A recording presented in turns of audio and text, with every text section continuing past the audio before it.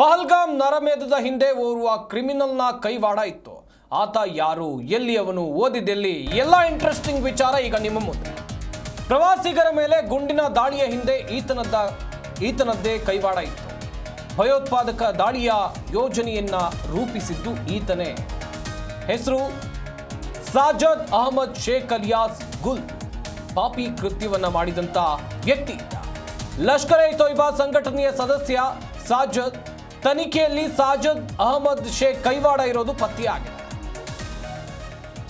ಪಹಲ್ಗಾಮ್ ನರಮೇಧದಲ್ಲಿ ಪ್ರಾಣ ಬಿಟ್ಟಿದ್ದು 26 ಪ್ರವಾಸಿಗರು. ಗಂಡಸರನ್ನೇ ಗುರಿಯಾಗಿಸಿ ಟಾರ್ಗೆಟ್ ಮಾಡಲಾಗಿತ್ತು.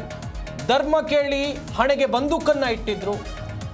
ಪ್ರಶ್ನೆ ಮಾಡೋಕೆ ಹೋದವರಿಗೆ, ನಮ್ಮನ್ನು ಸಾಯಿಸು ಅಂದವರಿಗೆ ಹೇಳಿದ್ದು ಮೋದಿಗೆ ಹೋಗಿ ಹೇಳು ಅಂತೇಳಿ. ಮೋದಿಗೆ ಹೋಗಿ ಹೇಳಿ ಆಯಿತು. ಈಗ ಮೋದಿಯು ಯಾರಿಗೆ ಹೇಳಬೇಕು ಅವ್ರಿಗೆ ಹೇಳಿದ್ದಾರೆ. ಆದರೆ ಈ ದಾಳಿಯ ಹಿಂದೆ ಇದ್ದಂಥ ಮಾಸ್ಟರ್ ಮೈಂಡ್ ಯಾರು, ಪ್ಲಾನ್ ಅನ್ನು ಹೇಗೆ ರೂಪಿಸಲಾಗಿತ್ತು, ಎಲ್ಲವನ್ನು ಕೂಡ ಎಳೆಯಾಗಿ ನೋಡ್ತಾ ಹೋಗುವುದಾದ್ರೆ, ಈ ದಾಳಿಯ ಪ್ಲಾನ್ ಅನ್ನು ರೂಪಿಸಿದ್ದು ಸಾಜದ್ ಅಹಮದ್ ಶೇಖ್ ಅಲಿಯಾಸ್. ಈತನಿಗೆ ಸ್ಥಳೀಯರೆಲ್ಲರೂ ಗುಲ್ ಅಂತ ಕರೀತಾ ಇದ್ರು. ಲಷ್ಕರ್ ಎ ತೊಯ್ಬಾ ಉಗ್ರ ಸಂಘಟನೆಯ ಸದಸ್ಯ ಈತ. ತನಿಖೆಯಲ್ಲಿ NIA ತನಿಖೆ ಮಾಡಿದಂಥ ಸಂದರ್ಭದಲ್ಲಿ ಎಲ್ಲ ವಿಚಾರಗಳು ಕೂಡ ಬೆಳಕಿಗೆ ಬಂದಿದೆ. ಯಾವ ರೀತಿಯಾದಂಥ ಪ್ಲಾನ್ ಇತ್ತು ಏನು ಅಂತ. ಹಾಗೇನೇ ಸಾಜದ್ ಅಹಮದ್ ಶೇಖ್ ಇದಾನಲ್ಲ, ಈತ ಓದಿದ್ದು ನಮ್ಮ ಬೆಂಗಳೂರಿನಲ್ಲಿ MBA ಪದವಿಯನ್ನ ಈತ ಪಡ್ಕೊಂಡಿದ್ದ. ಬೆಂಗಳೂರಿನಲ್ಲಿ MBA, ಕೇರಳದಲ್ಲಿ ಲ್ಯಾಬ್ ಟೆಕ್ನಿಷಿಯನ್ ಕೋರ್ಸ್ ಅನ್ನು ಮಾಡಿದ್ದ. ಕಾಶ್ಮೀರಕ್ಕೆ ಮರಳಿದ ಈತ ಅಲ್ಲಿ ಡಯಾಗ್ನಾಸ್ಟಿಕ್ ಲ್ಯಾಬ್ ತೆರೆದು ಇದರ ಜೊತೆ ಉಗ್ರ ಸಂಘಟನೆಗಳಿಗೆ ಸರಕುಗಳನ್ನು ಸಾಗಿಸುವಂತ ಕೆಲಸವನ್ನ ಮಾಡ್ತಾ ಇದ್ದ. ಅಲ್ಲಿಂದ ಲಷ್ಕರ್ ಎ ತೊಯ್ಬಾ ಮೂಲಕ ISIಗೆ ಕೆಲಸವನ್ನ ಮಾಡಿದ್ದಾನೆ. 2002ರಲ್ಲಿ 5 kg RDX ಸಮೇತ ಪೊಲೀಸರ ಬಲೆಗೆ ಸಿಕ್ಕಿಬಿದ್ದಿದ್ದ. 2017ರಲ್ಲಿ ಬಿಡುಗಡೆ ನಂತರ ಪಾಕಿಸ್ತಾನಕ್ಕೆ ಈತ ತೆರಳಿದ್ದ ಎನ್ನುವಂಥದ್ದು ಕೂಡ ಗೊತ್ತಾಗಿತ್ತು. ನೋಡ್ತಾ ಇರ್ಬೋದು ಫೋಟೋದಲ್ಲಿ. ಈತನ ಹೆಸರು ಸಾಜದ್ ಅಹಮದ್ ಶೇಖ್ ಅಲಿಯಾಸ್ ಗುಲ್. ಬೆಂಗಳೂರಿನಲ್ಲೇ ಓದಿದ್ದು, MBA ಪದವೀಧರ. ಅದಾದಮೇಲೆ ಲ್ಯಾಬ್ ಟೆಕ್ನಿಷಿಯನ್ ಕೋರ್ಸ್ ಕೂಡ ಮಾಡಿದ್ದ ಎನ್ನುವಂಥದ್ದು ಗೊತ್ತಾಗಿದೆ. ಅದು ಮಾಡಿದ್ದು ಕೇರಳದಲ್ಲಿ. ಕೋರ್ಸ್ ಎಲ್ಲ ಮುಗಿಸ್ಕೊಂಡು ಕಾಶ್ಮೀರಕ್ಕೆ ಹೋಗಿ ಅಲ್ಲಿ ಒಂದು ಲ್ಯಾಬನ್ನು ಓಪನ್ ಮಾಡ್ತಾನೆ. ಅಲ್ಲಿಂದ ಉಗ್ರರ ಜೊತೆ ನಂಟನ್ನು ಹೊಂದ್ತಾನೆ. 2017ರಲ್ಲಿ ಈತ ಬಿಡುಗಡೆ ಆದ ನಂತರ ಮತ್ತೆಲ್ಲಿಗೆ ಹೋದ ಅಂತ ಹೇಳಿದರೆ, ISI ಲಷ್ಕರ್ ಎ ತೊಯ್ಬಾ ಇದರ ಅಂಗಸಂಸ್ಥೆ ದಿ ರೆಸಿಸ್ಟೆಂಟ್ ಫ್ರಂಟ್, ಇದರ ನೇತೃತ್ವ ಹೊಣೆ ನೀಡಲಾಗುತ್ತೆ ಈತನಿಗೆ. ಆ ಮೂಲಕ ಜಮ್ಮು ಮತ್ತು ಕಾಶ್ಮೀರದಲ್ಲಿ ಭಯೋತ್ಪಾದಕ ದಾಳಿಯನ್ನು ನಡೆಸುವ ಹೊಣೆಯನ್ನು ಈತ 2019ರಿಂದ ಹೊತ್ತಿದ್ದ ಅಂತೇಳಿ ಅಧಿಕಾರಿಗಳು ಮಾಹಿತಿಯನ್ನು ಕೊಟ್ಟಿದ್ದಾರೆ. 2019ರಲ್ಲಿ ಪುಲ್ವಾಮಾ ದಾಳಿ ಆಗಿತ್ತಲ್ಲ, ಸೇನಾ ವಾಹನದ ಮೇಲೆ, CRPF ವಾಹನದ ಮೇಲೆ ದಾಳಿ ಮಾಡಿದ್ರು.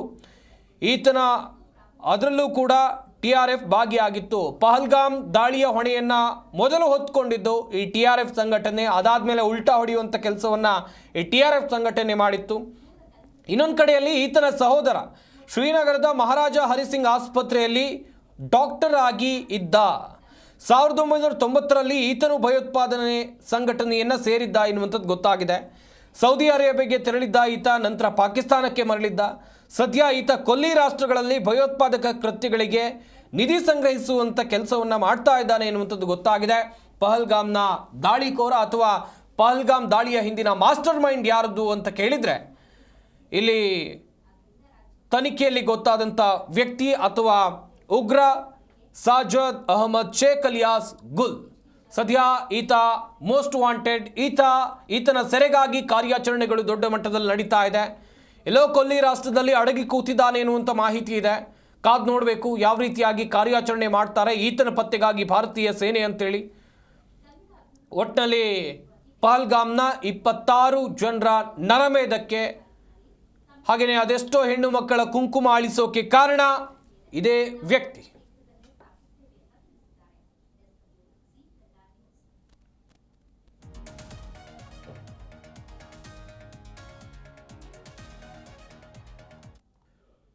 ಈ ಬಗ್ಗೆ ಇನ್ನಷ್ಟು ಮಾಹಿತಿಯನ್ನು ಕೊಡ್ತಾರೆ ನಮ್ಮ ಪ್ರತಿನಿಧಿ ದೀಪ್ತಿ ಪ್ರಕಾಶ್. ನೇರ ಸಂಪರ್ಕದಲ್ಲಿ ಜಾಯ್ನ್ ಆಗ್ತಾ ಇದ್ದಾರೆ. ದೀಪ್ತಿ, ನಿಜಕ್ಕೂ ಕೂಡ ಆತಂಕಕಾರಿ. ಈತ ಏನು ಸಾಜದ್ ಅಹಮದ್ ಶೇಖ್ ಓದಿದ್ದು ಬೆಂಗಳೂರಿನಲ್ಲಿ, ಆನಂತರ ಕೇರಳಕ್ಕೆ ಹೋಗ್ತಾನೆ, ಅಲ್ಲಿಂದ ಕಾಶ್ಮೀರ. ಉಗ್ರ ಸಂಘಟನೆಯ ನಂಟು ಈತನಿಗೆ ಹೇಗೆ ಬೆಳೆಯುತ್ತೆ? ಹಾಗೆಯೇ ಪಹಲ್ಗಾಮ್ ದಾಳಿಗೆ ಸಂಬಂಧಿಸಿದಂತೆ ಈತ ಯಾವ ರೀತಿಯಾಗಿ ಪ್ಲಾನ್ ಹಾಕೊಂಡಿದ್ದ? ಎಸ್ ಸಂಪತ್, ಜಮ್ಮು ಮತ್ತು ಕಾಶ್ಮೀರದ ಪೆಹಲ್ಗಾಮ್ನಲ್ಲಿ ನಡೆದಂತಹ ಇನ್ನು ನರಮೇಧದ ಪ್ರಕರಣಕ್ಕೆ ಸಂಬಂಧಪಟ್ಟಂತೆ ಭಾರತ ಇದೀಗ ತನ್ನ ಪ್ರತೀಕಾರವನ್ನು ತೀರಿಸ್ಕೊಳ್ತಾ ಇದೆ. ಇದರ ಮಧ್ಯೆ NIA ತಂಡ ಕೂಡ ತನ್ನ ತನಿಖೆಯನ್ನು ಮಾಡ್ತಾ ಇದೆ. ಇದೀಗ ಜಮ್ಮು ಮತ್ತು ಕಾಶ್ಮೀರದ ಪಹಲ್ಗಾಮ್ನಲ್ಲಿ ನಡೆದಂತಹ ನರಮೇಧದ ಹಿಂದಿರುವಂತಹ ಮಾಸ್ಟರ್ ಮೈಂಡ್ ಬಗ್ಗೆ ಗೊತ್ತಾಗಿದೆ. ಇನ್ನು ಈ ಕ್ರಿಮಿನಲ್ನ ಹೆಸರು ಸಾಜದ್ ಅಹ್ಮದ್ ಶೇಖ್ ಅಂತ. ಈತ ಬೆಂಗಳೂರಿನಲ್ಲಿ MBA ಪದವಿಯನ್ನು ಮುಗಿಸಿದ. ಅದಾದ ನಂತರ ಕೇರಳದಲ್ಲಿ ಲ್ಯಾಬ್ ಟೆಕ್ನಿಷಿಯನ್ ಕೋರ್ಸನ್ನು ಮಾಡಿದ್ದ. ಅದಾದಮೇಲೆ ಕಾಶ್ಮೀರದಲ್ಲಿ ಈತ ಡಯಾಗ್ನೋಸ್ಟಿಕ್ ಲ್ಯಾಬನ್ನು ತೆಗೆದಿರ್ತಾನೆ. ಹಾಗೆ ಈತ 2002ರಲ್ಲಿ RDX ಸಮೇತ ಕಾಕಿಗೆ 5 kg RDXನ ಇದು ಮಾಡ್ತಿರೋದಕ್ಕೋಸ್ಕರ ಅವನು ಕಾಕಿಗೆ ಸಿಕ್ಕಾಕೊಂಡಿದ್ದ. ಅದಾದಮೇಲೆ ಅವನು 2012ರಲ್ಲಿ ಈತ ಹೊರಗೆ ಬಂದಿರ್ತಾನೆ. ನಂತರ ಈತ ಲಷ್ಕರ್ ಎ ತೊಯ್ಬಾ ಸಂಘಟನೆಗೆ ಸೇರಿಕೊಂಡಿದ್ದಾನೆ. ಇನ್ನು ಲಷ್ಕರ್ ಎ ತೊಯ್ಬಾದ ಸಂಘಟನೆಯ ಸದಸ್ಯ ಈತ ಅನ್ನುವಂಥದ್ದು ಗೊತ್ತಾಗಿದೆ. ಇನ್ನು ಜಮ್ಮು ಮತ್ತು ಕಾಶ್ಮೀರದ ಪೆಹಲ್ಗಾಮ್ನಲ್ಲಿ ನಡೆದಂತಹ ನರಮೇಧದ ಹಿಂದೆ ಈತನ ಕೈವಾಡ ಇದೆ. ಈತನೇ ಅದರ ಮಾಸ್ಟರ್ ಮೈಂಡ್ ಅನ್ನುವಂಥದ್ದು ಗೊತ್ತಾಗಿದೆ. ಈತ ಓದಿದ್ದು ಕೂಡ ಬೆಂಗಳೂರಿನಲ್ಲೇ. ಅದಾದ ನಂತರ ಕೇರಳದಲ್ಲಿ ಈತ ಲ್ಯಾಬ್ ಟೆಕ್ನಿಷಿಯನ್ ಕೋರ್ಸ್ ಮಾಡ್ತಾನೆ. ಅದಾದ ನಂತರ ಈತ ಕಾಶ್ಮೀರದಲ್ಲಿ ಲ್ಯಾಬನ್ನು ಓಪನ್ ಮಾಡ್ಕೊಳ್ತಾನೆ. ಇನ್ನು 2002ರಲ್ಲಿ ಈತ 5 kg RDXನ ಸಾಗಣೆ ಮಾಡಬೇಕಾದ್ರೆ ಈತ ಸಿಕ್ಕಾಕೊಂಡಿರ್ತಾನೆ. ಕಾಕಿಗೆ ಅಂದರೆ ಪೊಲೀಸರ ವಶಕ್ಕೆ ಪಡೆದುಕೊಂಡಿರ್ತಾರೆ ಪೊಲೀಸರು. ಅದಾದ ನಂತರ 2012ರಲ್ಲಿ ಈತ ಹೊರಗೆ ಬಂದಾದಮೇಲೆ ಲಷ್ಕರ್ ಎ ತೊಯ್ಬಾ ಸಂಘಟನೆಗೆ ಇವನು ಸೇರ್ಕೊಂಡಿದ್ದಾನೆ ಅನ್ನೋದು ಗೊತ್ತಾಗಿದೆ ಸಂಪತ್. ದೀಪ್ತಿ, ಈಗ ಈತ ಎಲ್ಲಿದ್ದಾನೆ? ಈತನ ಪತ್ತೆಗಾಗಿ ಯಾವ ರೀತಿಯಾದಂಥ ಕಾರ್ಯಾಚರಣೆ ನಡೀತಾ ಇದೆ?